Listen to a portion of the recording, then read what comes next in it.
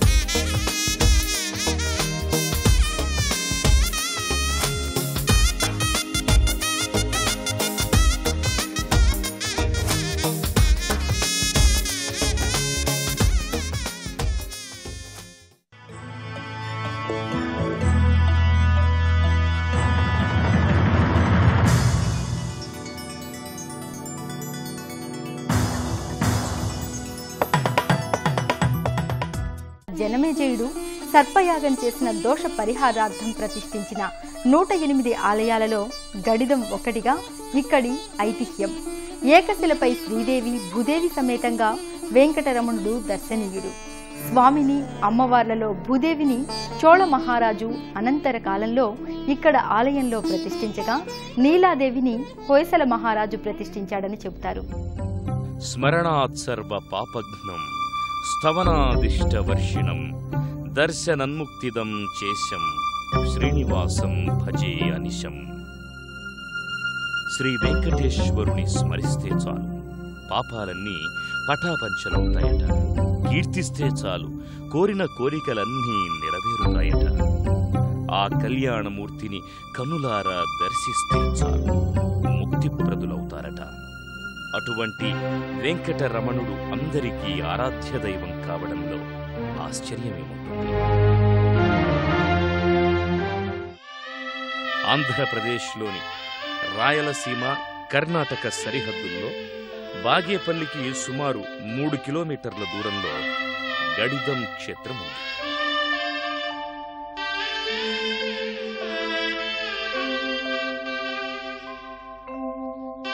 ఎత్తైన కొండలు, పక్కగా ప్రశాంత ప్రకృతిలో సాగిపోయే రహదారి, దానికి దగ్గరే స్వాగత ద్వారం కానవస్తాయి. ప్రవేశద్వారం పై భాగాన నడుమ శ్రీదేవి, భూదేవి సమేత శ్రీ వెంకటేశ్వరుడు శంఖచక్రయుతుడై, ఇరువైపులా గరుత్మంతుడు హనుమా కొలువై దర్శనీయుడవుతాడు. స్వాగత ద్వార స్తంభాలకు దిగువన గదాధరులైన ద్వారపాలకులున్నారు. అక్కడే ధవళ గోపురంతో వేదమాత శ్రీ గాయత్రీ మందిరం ఉంది. మందిరం లక్ష్మీ సరస్వతుల నడుమ పరివేష్టితయైన గాయత్రీదేవితో కానవస్తుంది. గాయత్రీదేవి మందిరంలో పంచముఖ గాయత్రిని ఎడమవైపు విఘ్నాధిపతి గణపతితో సహా సందర్శించుకుని గడిదం వైపు సాగిపోతారు. స్వాగత ద్వారపు కూడలిలో నమస్కార ముద్రతో గరుత్మంతుడి ఎత్తైన విగ్రహం కానవస్తుంది.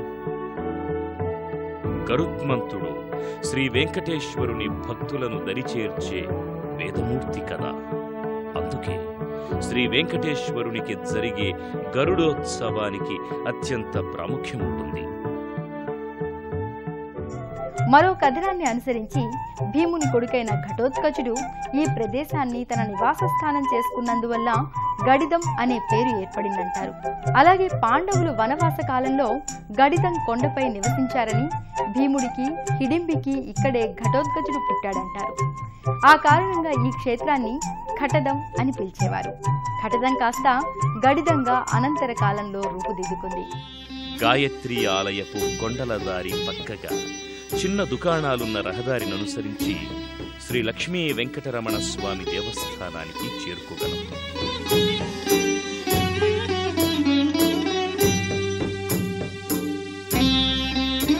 గడిదం శ్రీ లక్ష్మీ వెంకటరమణుణ్ణి ఇక్కడ జనమేజయుడు సర్పయాగం చేసిన దోష పరిహార్థం ప్రతిష్ఠించిన 108 ఆలయాలలో గడిదం ఒకటిగా ఇక్కడి ఐతిహ్యం.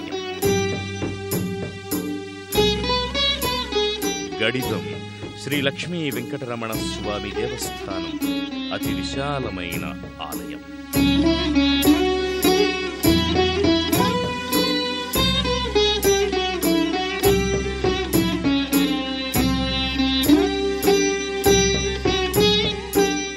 విశాల ఆవరణ, చుట్టూ ప్రాకారం కానవస్తాయి. ప్రధానాలయ ప్రవేశ ద్వారం దగ్గర ఎడమవైపు హనుమ, కుడివైపు గరుడు నమస్కార ముద్రతో దర్శనీయులవుతారు. ఆలయం ఎదురుగా ఎత్తైన ఆంజనేయ స్వామి విగ్రహం దాసాంజనేయ మూర్తిగా సాక్షాత్కరిస్తుంది.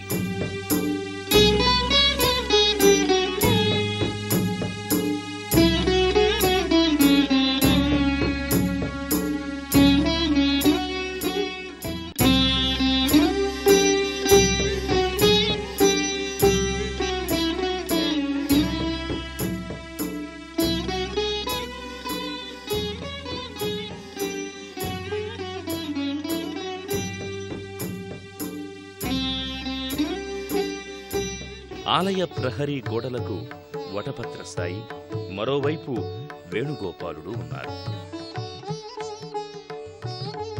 సప్త కలశాలతో ప్రధానాలయ శిఖరం వివిధ దేవీ దేవతామూర్తులతో నేత్రపర్వంగా కానవస్తుంది.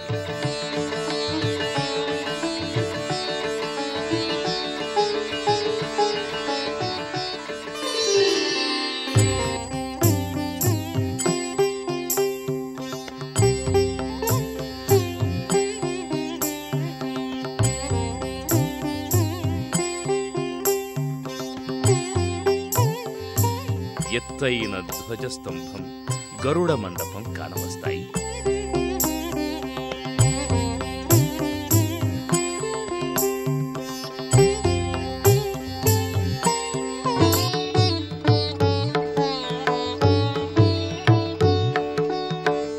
రాతి ధ్వజస్తంభమే కాక ఇత్తడి పోతతో గల ధ్వజస్తంభం కూడా సందర్శించగలం.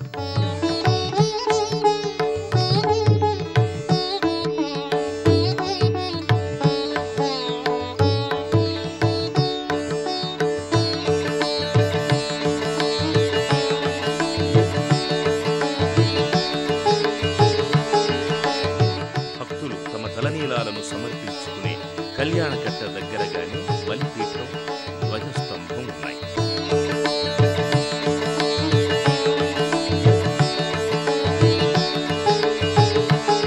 అతి పురాతన ఈ ఆలయం చోళరాజుల కాలంలో అభివృద్ధి చెందిందని ఇక్కడి చారిత్రక ఆధారాల ద్వారా అవగతమవుతోంది.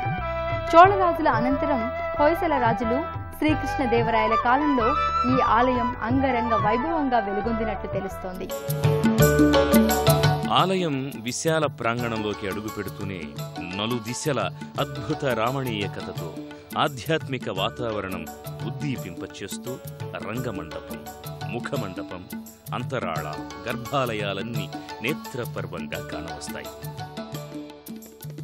ప్రాంగణంలో గోడలకు సీతారామ కళ్యాణం, పట్టాభిషేకం వంటి దృశ్యమూర్తులు సాక్షాత్కరిస్తాయి.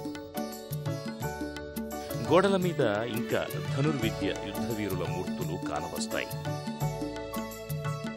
అంతరాలయంలో శ్రీ సత్యనారాయణ స్వామి వ్రత దృశ్యాలు, అష్టలక్ష్మీమూర్తులు, శేషశయనమూర్తి, నారదుడు గోచరిస్తారు. రూపురేఖ విలాసాలలో తిరుమల శ్రీ వెంకటరమణుడు, గడిదం శ్రీ లక్ష్మీ వెంకటరమణ స్వామి దర్శనం సకల శుభదాయకం, మోక్షకారకం. వైకుంఠ నిలయ శ్రీశ లీలా తిరుమల వాస, వైకుంఠ నిలయ శ్రీశ లీలా తిరుమల వాస.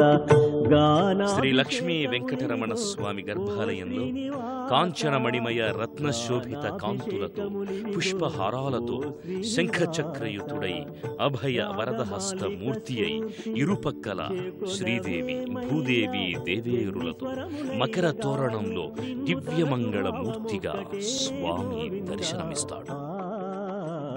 ఏకశిలపై శ్రీదేవి, భూదేవి సమేతంగా వెంకటరమణుడు దర్శనీయుడు. స్వామిని, అమ్మవార్లలో భూదేవిని చోళ మహారాజు అనంతర కాలంలో ఇక్కడ ఆలయంలో ప్రతిష్ఠించగా, నీలాదేవిని హొయసల మహారాజు ప్రతిష్ఠించాడని చెబుతారు. మరో కథనాన్ని అనుసరించి భీముని కొడుకైన ఘటోత్కచుడు ఈ ప్రదేశాన్ని తన వాసస్థానం చేసుకున్నందువల్ల గడిదం అని పేరు ఏర్పడిందంటారు. ఉత్సవమూర్తులు కూడా అక్కడనే ఉన్నాయి. భక్తజన సందోహంతో ఆలయం వైభవోజ్వల దీధితమై ఉంటుంది. అర్చకులు ఆగమశాస్త్ర విధి విధానయుక్తంగా అర్చనలు, పూజలు, హారతులు స్వామివారికి నిర్వర్తించి భక్తులకు హారతి చూపి శఠగోప ఆశీర్వాదాలు, తీర్థప్రసాదాలు ఇస్తారు. దిక్కులన్నీ నిండియున్నా నీ గానం ఆలపించి నిన్నే. గణపతి, నరసింహస్వామి విగ్రహాలకు కూడా పూజాధికాలు నిర్వర్తింపబడతాయి. చేయి కలిపి నీ దరికే కొనివచ్చి రాగమాలిక స్ఫూర్త పరమాత్మ సన్నిధానం కోరగానే ఆలయంలో నిత్యం అఖండ దీపారాధన, పూజలు, అన్నదాన సేవ జరుగుతాయి. దిక్కులన్నీ నిండియున్నా నీ గానం ఆలపించి నిన్నే కీర్తిస్తూ. విశేషించి శనివారాల్లో భక్తులు అధిక సంఖ్యలో తరలివచ్చి స్వామిని సేవించుకుంటారు. అలాగే వైకుంఠ ఏకాదశికి ప్రతి శనివారం వలనే మరింత విశేషంగా అలంకారాలు, పూజలు నిర్వర్తిస్తారు. ఊరేగింపుగా మంగళ వాయిద్యాలతో ఉత్సవమూర్తులను తీసుకువచ్చి విశాల మందిర ప్రాంగణం లోపల వేలాది మంది భక్తుల సమక్షంలో శ్రీ వెంకటరమణుడికి కళ్యాణోత్సవం జరుపుతారు. అర్చక స్వాములు శాస్త్రోక్తంగా పవిత్ర మంత్రోచ్చారణలు గావిస్తూ దేవేరులతోటి స్వామికి పుష్పమాలాధారణ చేసి, తోరాలు కట్టి స్వామికి యజ్ఞోపవీత ధారణం చేయించి, మంగళకరంగా తెరపట్టి స్వామివారి పాదాలను అభిషేకించి పవిత్ర మంగళసూత్రాలను భక్తులంతా స్పృశించి పునీతం కాగా మంగళ వాయిద్య ఘోషల నడుమ మంగళసూత్రధారణ కావిస్తారు. కమనీయ కళ్యాణ వేళ స్వామికి, అమ్మవార్లకు వింజామరలు వీస్తూ హారతులిచ్చి నూతన వస్త్ర బహూకరణాది కార్యాలను నిర్వహిస్తారు. పూలు, పళ్ళు తీసుకుని తరలివచ్చిన భక్తజన బృందం కమనీయ కళ్యాణోత్సవాన్ని తిలకించి పెళ్లి విందు ఆరగిస్తారు.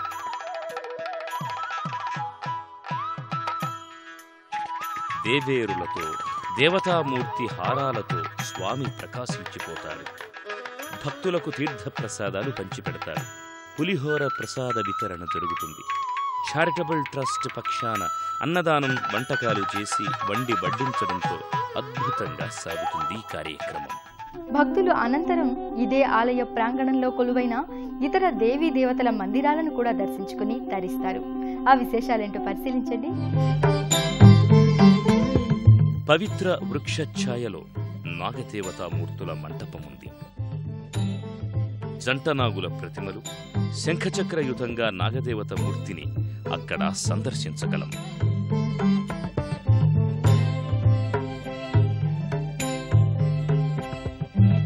నవగ్రహ మంటప వేదికకు భక్తులు ప్రదక్షిణలు చేసి నమస్కరించుకుంటారు. ఏటా వైశాఖ బుద్ధ పూర్ణిమ నాడు మే మాసంలో బ్రహ్మోత్సవాలు అంగరంగ వైభోగంగా జరుగుతాయి. ఆ సందర్భంగా స్వామివారి కళ్యాణోత్సవం, దీపోత్సవం, గరుడోత్సవం, రథోత్సవంలో పాల్గొనేందుకు ఎక్కడెక్కడి నుండి కూడా భక్తులు తరలివస్తూ ఉంటారు. గడిదం బ్రహ్మరథోత్సవాలు గత కొద్ది కాలంగా ఏటా అత్యంత ఘనంగా నిర్వహించడం జరుగుతోంది. బ్రహ్మరథోత్సవ కోలాహలం సంగతి చెప్పనలవి కానిదే. పల్లకీలో ఉత్సవమూర్తులను మంగళ వాయిద్యాలతో ఊరేగించి తెచ్చి రథారూఢులను గావిస్తారు. రథోత్సవంలో పాల్గొనడానికి ఆహ్వానింపబడిన వారిని అర్చక స్వామి ఆశీర్వాదపూర్వకంగా మెడలో పూలదండ వేసి ఆహ్వానిస్తారు. అలా వారంతా రథాన్ని లాగడానికి ఉత్సాహంగా సంసిద్ధులు కావింపబడతారు. ఆలయ పురవీధిలో రథం ఉత్సాహ సంరంభం నడుమ భక్తులు లాగుతూ ఉండగా కోలాహలంగా సాగిపోతుంది. మంగళ రావాలు, డప్పు వాయిద్యాలు, అలంకృతమైన బండ్లు, నృత్య గానాలు సందడి సందడిగా సంబరాన్ని మరింత పెంచుతాయి.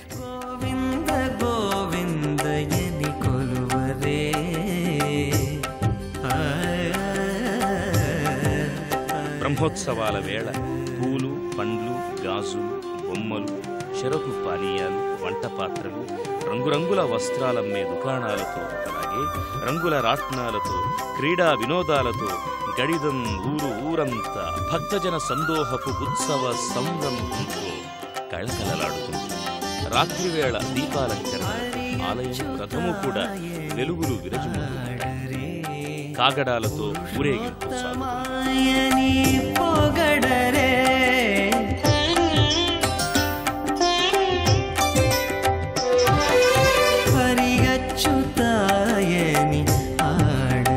అదేవిధంగా దీపోత్సవం కూడా చెప్పుకోదగిన పరమ పురుషాయని పలుకరే సిరివరయను చును చలగరే జనులు పరమ పురుష. వారులు తీరిన భక్తురాండ్రు సామూహికంగా దీపోత్సవంలో స్వామివారికి హారతులిస్తూ పాలుపంచుకుంటారు. శ్రీ లక్ష్మీ వెంకటరమణ స్వామిని దర్శించుకున్న భక్తులు శ్రీ రామలింగేశ్వర శనీశ్వర స్వామి ఆలయాన్ని కూడా సందర్శించి పూజాధికాల్లో పాల్గొంటారు. గడిదం శ్రీ వెంకటరమణ స్వామి ఆలయానికి కొద్ది దూరంలోనే శ్రీ రామేశ్వర స్వామి క్షేత్ర శనీశ్వర స్వామి సన్నిధి.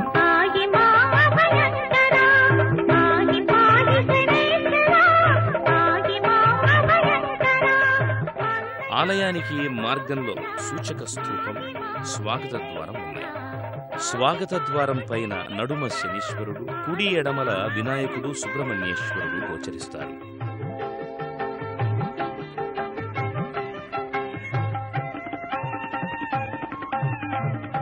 సుమారు 20 మెట్లనెక్కి ఆలయంలోకి వెళ్ళగలం. గర్భాలయంలో శనీశ్వర స్వామి అభయ వరద హస్తాలతో కిరీటధారి అయి దర్శనమిస్తాడు.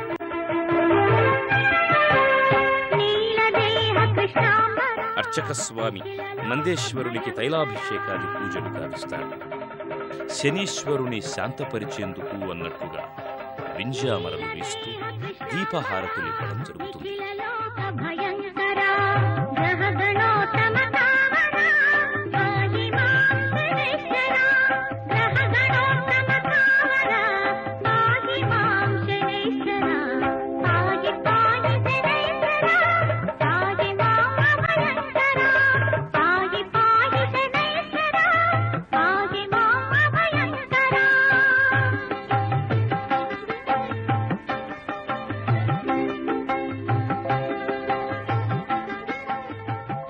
శనీశ్వరుని విగ్రహానికి ఎదురుగా ద్వారం ముందు శని వాహనమైన నల్లని కాకి విగ్రహం ఒకటి ఉన్నది.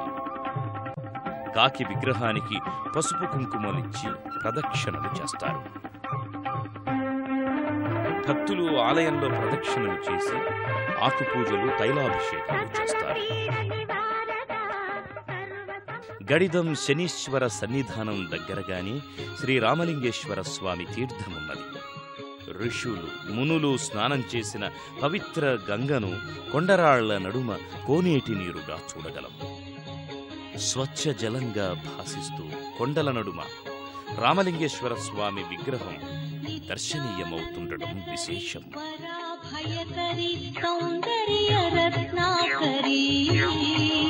నిర్ధూతాఖిల దోష పావనకరి ప్రత్యక్ష మాహేశ్వరీ జ్ఞానేయాఖిల వంశ పావనకరి కాశీపురాధీశ్వరీ భిక్షాందేహి కృపావలంబనకరి మాతాన్నపూర్ణేశ్వరీ.